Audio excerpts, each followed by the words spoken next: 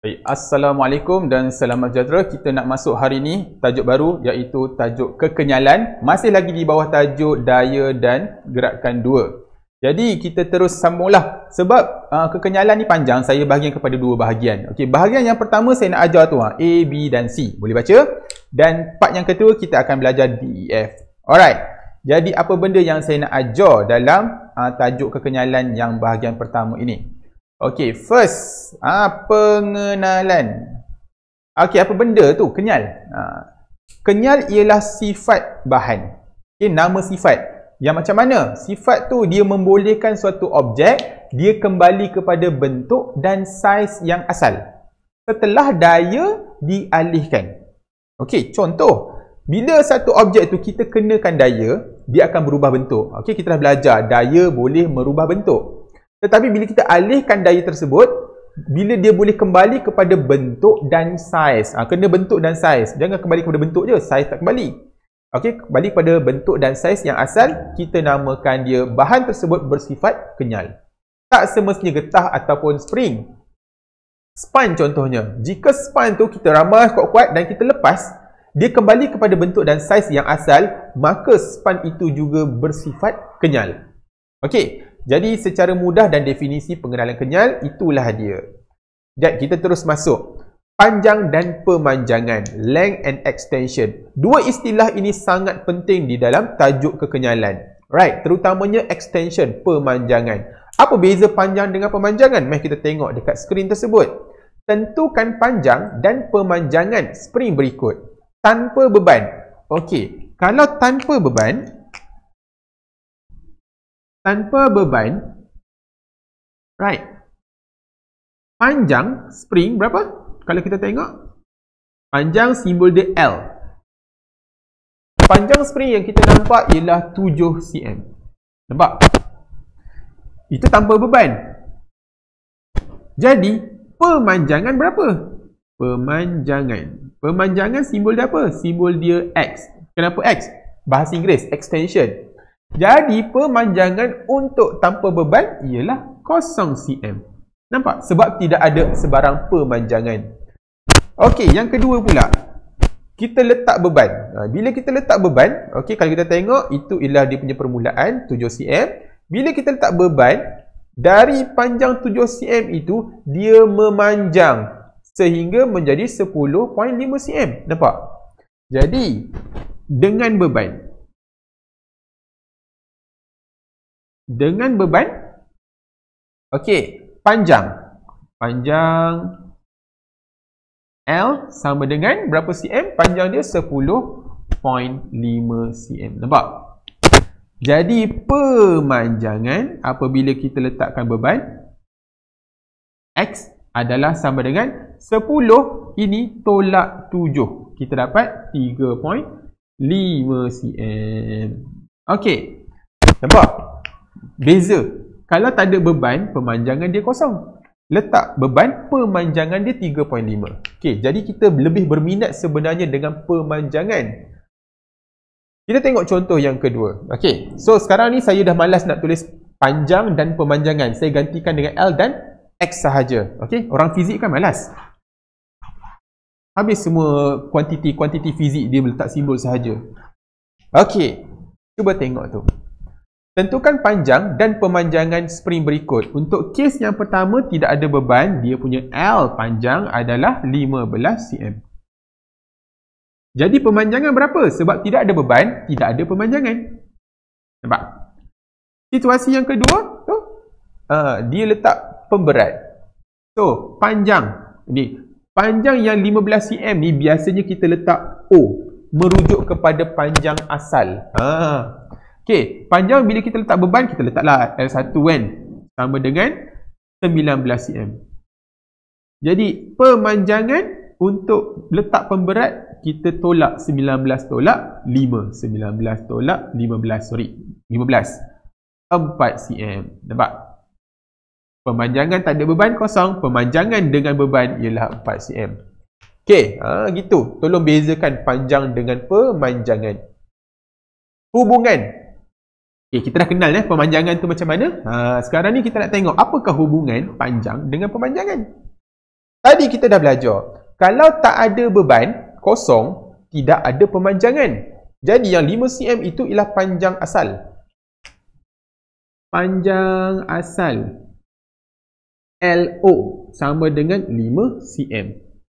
Jadi panjang asal tidak ada pemanjangan. Mana pemanjangan kosong? Maknanya X kat sini kosong. Jadi kita tanda dekat bawah ni. Kenapa? Tidak ada daya, kosong, maka tidak ada pemanjangan X. Sekarang ni kita letak beban 0.5 Newton. Dia memanjang menjadi 7 cm. Nampak? Sekarang ni cerita nombor 1. Cerita nombor 2, panjang L menjadi 7 cm. Okey, jadi extension dia berapa? Extension dia kena tolaklah panjang asal. 7 tolak 5. Nampak? Dapat 2 cm. Maknanya mudahlah daripada 5 cm ke 7 cm. Dengan 0.5 Newton, dia memanjang sebanyak 2 cm. Jadi 0.5 Newton, dia memanjang sebanyak 2 cm. Ini kita tanda kat sini. Okey. Kalau 1 Newton, dia memanjang berapa banyak? Jangan kita tolak pula 9 tolak 7. Jangan 9 tolak 7. Kita mesti kena tolak dengan panjang asal. Bermaksud dari 5 cm.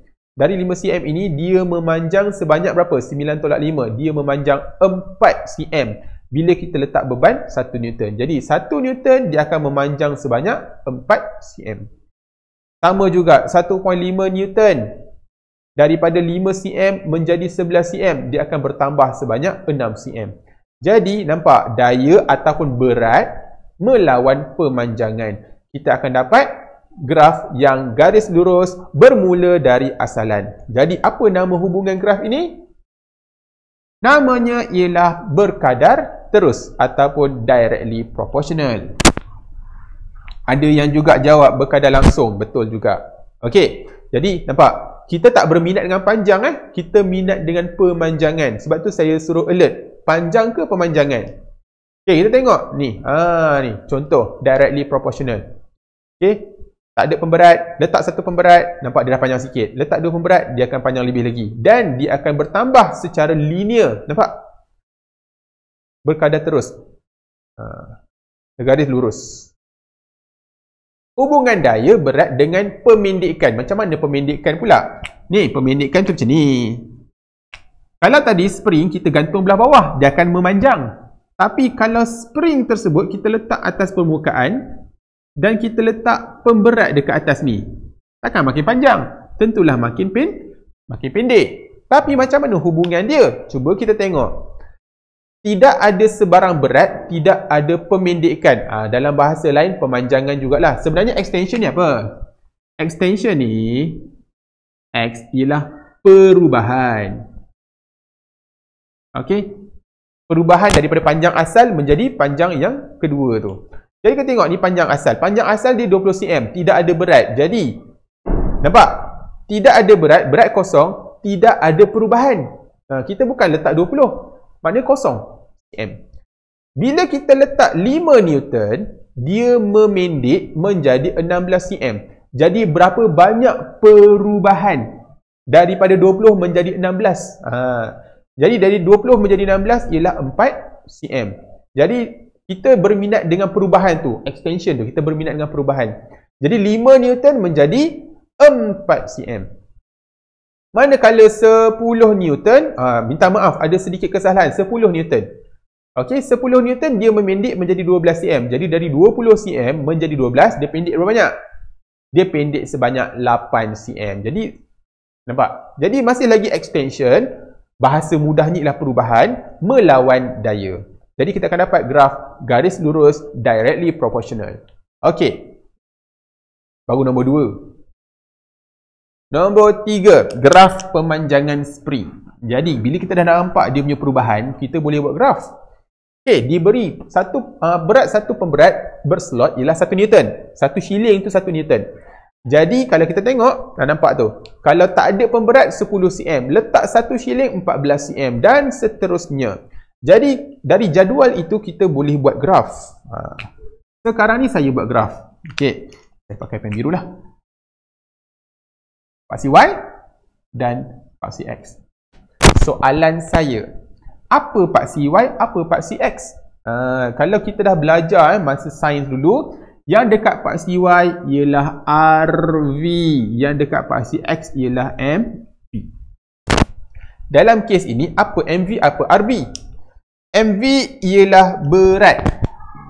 Nampak? Okey. Manakala kita punya RV ialah pemanjangan. Dalam kes ini dalam cm. Okey, jangan salah. Okey. Dari situ, kalau tidak ada berat kosong, panjang spring 10. Jadi pemanjangan dia kosong. Jadi kosong dengan kosong. Nampak? Bila kita letak berat 1, 2, 3, 4 dan seterusnya, dia akan berlaku pemanjangan berapa? Kalau beratnya 1 Newton, berlaku pemanjangan sebanyak 4 cm. Buktinya apa? Ni 4/14. Maknanya bertambah sebanyak 4 cm. Kalau 2, jadi 8 cm dan seterusnya. Kalau kita tengok macam cantik sifir dia kan, 4, 8, 12. Maka sebenarnya dia akan bertambah dengan cantik. 4, 8, 12 dan seterusnya. Okay, kita akan dapat graf garis lurus. Jadi apa yang saya nak tekankan dekat sini? Okay, saya nak tekankan dekat sini ialah dekat mana paksi Y, dekat mana paksi X kita, dan kena tahu pemanjangan melawan berat sebab responding melawan manipulated variable. Kita letak pemberat dulu kan baru panjang? Ke kita panjangkan dulu baru letak pemberat? Okay, sebab tu pemberat letak dekat bawah. Okay, sangat simple eksperimen ini. Boleh buat, tak ada masalah. Okey, kita tengok yang seterusnya. Nombor 4, hukum Hooke. Di bawah tajuk kekenyalan, ada hukum Hooke. Okey, hukum Hooke ni, dia kata apa? Dia kata, berat dengan pemanjangan adalah berkadar terus. Okey, ataupun pemanjangan dengan berat berkadar terus. Tetapi, hukum Hooke ni, dia ada special. Cuba kita tengok. Tentukan pemalar spring. Apakah benda pemalar spring? First, kita tengok dulu graf dia. Okay, hukum Hooke. Kalau tengok hukum Hooke, graf dia, atas ini ialah daya.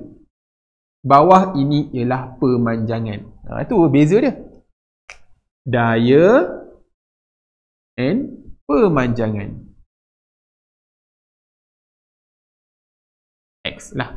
Okay. X sama ada cm ataupun meter. Depends. Dalam kes ni apa? mm. Oh, mm. Tak kisah. Okey. Kalau kita tengok, nampak? Beza bila daya duduk dekat atas, pemanjangan duduk dekat bawah. Tengok sini betul-betul. Bila kita nampak daya kat atas, pemanjangan dekat bawah, ini ialah cerita hukum Hooke. Bila kita nampak X dekat atas, daya dekat bawah, itu dia sedang menceritakan tentang eksperimen. Nampak? Tak ada masalah pun sebenarnya. Boleh kira dua-dua. Okay? Tapi bila F kat atas, F kat bawah, itulah hukum Hooke lah. Jadi, apakah benda yang dia akan tanya dekat hukum Hooke ni? Nombor 1. A. Tentukan pemalar spring. Pemalar spring? Okey, setiap spring ada nilai-nilai tertentu. Contoh, saya gunakan satu spring A. Bila saya buat eksperimen, saya dapat graf yang macam ni. Inilah spring A. Nampak? Tak jelas. Tukar. Ini ialah spring A. Lepas tu saya ambil spring B. Bila saya buat eksperimen, saya dapat spring B. Spring B. Jadi, maka kita boleh katalah spring A dengan spring B ni adalah spring yang berbeza. Okey? Jadi, macam mana kita nak tentukan perbezaan dia? Kita boleh menentukan setiap spring ini dia ada pemalar dia. Ada nilai dia. Nilai kekerasan dia. Jadi macam mana kita nak tentukan? Jadi bila kita nampak garis lurus, apa yang konsisten ataupun apa yang malar ialah kecerunan. Kecerunan. Nampak? Jadi dari nilai kecerunan kita boleh menentukan pemalar spring. Right. Jadi saya padam dulu. Kita nak mengira pemalar spring untuk graf yang diberikan tu. Tentukan pemalar spring. Cari kecerunan buat macam mana? Contoh nampak tu. Okay, bila ada segitiga, ini panjang dia 30 mm, ini tinggi dia 6 Newton, nampak? Jadi, kita boleh kira kecerunan. Macam kira kecerunan? Kecerunan ataupun pemalar spring. Pemalar spring kita ambil K, simbol dia. Pemalar spring. K. Apa-apa pun boleh. Okay, nak huruf lain pun boleh. Tapi biasa kita pakai K. Nanti pakai huruf lain nanti orang confuse. Okay, pemalar spring K, kecerunan Y bahagi X. So, 6 bahagi 30. Okay, Newton mm. Kenapa saya buat macam ni? Saya suka buat macam ni. 6 bahagi 30 berapa? Sekejap kalkulator. Saya tak pandai matematik kan? Okay. 6 bahagi 30. 0.2. 0.2. Nampak? N bahagi mm. N mm negatif 1. Nampak? Ini ialah pemalar bagi spring ini. Seperti spring yang dalam graf ini. Cikgu boleh tak ambil nilai lain? Apa nilai lain yang awak nak ambil? Contohnya saya ambil ni 50 dengan 10. Boleh tak? Boleh. Cuba ambil. Okey, kita padam. Boleh. Okey. Y tinggi dia kita tukar jadi 10. X dia jadi 50. Sama juga 10 bahagi 50. Dapat apa? 10 bagi 50 dapat juga 0.2. Okey. So boleh ambil dekat mana-mana nilai. Sebab tu nama dia pemalar. Pemalar. Maknanya sama. Ambillah dekat poin yang mana-mana pun tetap akan dapat nilai yang sama bagi spring tersebut. Okey, B tu apa tu? Tandakan X pada had kenyal. Had kenyal? Okey, tadi kita dah belajar tentang pemalar spring. Okay, pemalar spring tu ada? Kecerunan sahaja. Kecerunan. Okay, dah settle. Yang kedua ialah had kenyal. Had kenyal. Had kenyal tu apa? Had kenyal ialah had maksimum. Di mana hukum hook dipatuhi. Maknanya kalau melebihi had tersebut, hukum hook tidak dipatuhi. Okey. Hukum hook dipatuhi.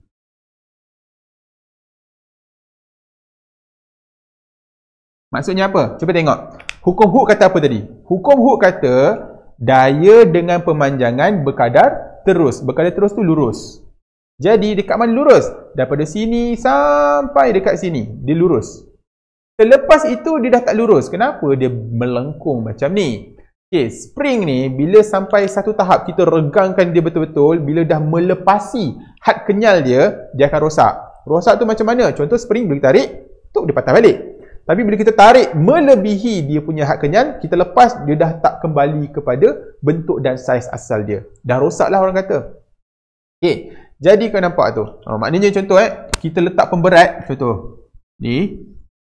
Kalau kita letak pemberat, dia boleh meregang dan kembali. Okay, awak bayangkan, kita letak pemberat sampai spring tu jadi macam ni. Macam mana dia nak memanjang dah? Kalau letak pun dah tak boleh panjang. Okey? Sebab tu dia macam flat macam tu. Okey, maknanya dah tak lurus lah. Bila dah tak lurus, had kenyal mana? Jadi had kenyal tandakan dengan X. Dekat situ. Maknanya daripada kosong sampai sinilah spring itu mematuhi hukum hook. Selepas poin ini, dia tidak lagi mematuhi hukum hook, maka inilah dia had kenyal. Selagi dia tidak melebihi had kenyal, dia boleh patah balik. Ataupun dia boleh kembali kepada saiz dan bentuk yang asal. Selepas tu, dia dah rosak. Gitu. Okay. C. Suatu spring Z dengan pemalar kekenyalan lebih tinggi. Lakarkan graf spring Z. Kekenyalan lebih tinggi. Okay. Pemalar kekenyalan. Okay, saya buat ringkas je lah. Okay, inilah spring kita. Sekarang dia kata Z, spring Z dengan K lebih tinggi. K lebih tinggi. K itu apa tadi? Pemalar tadi lah. Pemalar spring. Ataupun pemalar kekenyalan yang lebih tinggi. Kita ingat semula. Dah sebut tadi pemalar spring. Ada yang kata pemalar kekenyalan. Okey? Kekenyalan. Pemalar kekenyalan, kita dah belajar tadi, adalah sama dengan kecerunan. Jadi dia kata kalau pemalar tu lebih tinggi, maksudnya kecerunan lebih tinggi. Macam mana rupa graf kecerunan lebih tinggi? Gini lah. Nampak? Buat je garisannya macam mana pun, asalkan kecerunannya lebih tinggi. Merujuk kepada pemalar spring yang lebih tinggi. Gitu. Disuruh lakar kan? Inilah lakar. Right. Okay. Kalau kita tengok nampak tu banyak spring. Pemalar spring. Spring yang berbeza mempunyai pemalar spring yang berbeza. Kalau ada spring tu ada 250, ada 120, 200. Okey, pemalar spring boleh dirujuk sebagai nilai kekerasan. Bermaksud kalau kita nak compare, nampak kita ada 250 dengan 120. Spring mana yang lebih keras? Tentulah yang 250 kerana nilai dia lebih besar. Habis tu yang spring kecil ni dengan spring besar ni mana keras lagi? Tengok nilai dia. Ni 250. Ini 200. Tentulah spring ini paling keras. Nampak? Jadi pemalar spring ini boleh dirujuk sebagai nilai kekerasan. Okey. Yang benda ni, ini ialah video saya nak tunjuk macam mana dikatakan dua spring ini mempunyai pemalar spring yang sama dan berbeza. Okey. Kita tandakan inilah AB. Kalau kita tengok tu, saya gantungkan dengan satu pemberat. A tu memanjang sampai sini. Okey. Kacau bunyi burung. Okey. Pemberat yang sama kita gantungkan. Dia memanjang dari B ni, dia panjang. Nampak? Okey. Kita stop kat sini sekejap. Okey. Jika dia punya pemanjangan adalah sama, kita boleh anggap dia punya pemalar spring adalah sama. Maknanya sama keras lah spring ni. Jika dua spring ini sama keras, kita boleh anggap dia dari bahan yang sama. Right? Ataupun kita boleh kata dua spring ini dua spring yang sama, serupa. Okey. Sekarang ini spring A dengan B juga, okey, dengan jarak yang sama. Ini sambung tadi ke? Okey. Nampak? Spring B jauh lebih panjang. Jika spring B ini lebih panjang, kita tengok pun dah tahu dah. Kalau saya tanyalah antara spring A dengan spring B, yang mana lebih keras ataupun yang mana lebih lembut. Jadi kita senang je kita tahu, kalau yang terlebih memanjang ini, dialah lebih lembut. Yang susah untuk memanjang ni, dia lebih keras. Jadi bila A keras, B lembut, kalau kita tanya, pemalar spring yang mana lebih tinggi? Tentulah spring A. Sebab pemalar spring merujuk kepada kekerasan spring. Okey. Kita tengok seterusnya. Apa lagi? Okey, suatu spring keluli menghasilkan pemanjangan sebanyak 4 cm. Yang ni cerita bagaimana nak menyelesaikan masalah berkaitan hukum Hooke. Okey. Tadi kita dah belajar F, X. F ini daya, X ini pemanjangan. Dan kita dapat garis lurus. Dikatakan kecerunan garis lurus ini ialah K. Jadi, dari Y sama dengan MX tambah C. Kenapa tiba-tiba keluar YMX tambah C? Ini ialah persamaan garis lurus. Garis lurus. Yang awak panggil tu persamaan linear. Linear tu garis lurus lah. Jadi, bila kita punya graf ni garis lurus, maka boleh pakailah formula ni. Y kita apa sekarang? Y kita ialah F. Ni, F. M ni apa? M ini kecerunan. Kecerunan kita ialah K. X kebetulan. Extension juga ialah X. Tambah C. C berapa? C sifar. Sebab dia melalui asalan. Jadi tidak ada tambah C. Jadi diperkenalkan kepada awak, ini ialah formula yang kita akan gunakan apabila nak menyelesaikan masalah berkaitan hukum Hooke. Okey. F sama dengan KX. K ialah pemalar spring. So, sangat senang. Okey. Kita tengok contoh yang pertama. Suatu spring keluli menghasilkan pemanjangan sebanyak 4 cm apabila daya 10 Newton bertindak. Berapa pemanjangan jika daya 25 Newton dikenakan ke atas spring itu? Okey. Kita tunjuk cara yang pertama. F sama dengan KX. Daya 10 Newton menghasilkan pemanjangan sebanyak 4 cm. Nampak? Jadi K kita dapat 10 bahagi 4. So kita dapat 2.5. Okey, Newton cm negatif 1. Kita dapat apa ni? Kita dapat pemalar K. Sebab spring yang sama akan digunakan pada situasi yang kedua. Ini situasi yang pertama. Situasi yang kedua nampak? Berapa pemanjangan jika daya 25? Bila spring yang sama, kita boleh gunakan pemalar yang samalah. Jadi F sama dengan Kx. Ini situasi yang kedua. Sekarang daya kita berapa? Daya kita 25. K kita 2.5. Sebab spring yang sama. Sekarang dia tanya berapakah pemanjangan. Betul? Kx. Jadi X sama dengan 25 bahagi 2.5. Dapat berapa? Dapat 10 cm. Cuba tengok jawapan. Betul ke 10? Ya, betul. Dapat 10 cm. Jadi ini cara yang pertama. Maknanya kita cari K. Kita gunakan balik K dekat bawah. Okey. Tengok cerita yang kedua. Suatu spring panjang asal. Oh, dia ada sebut panjang asal.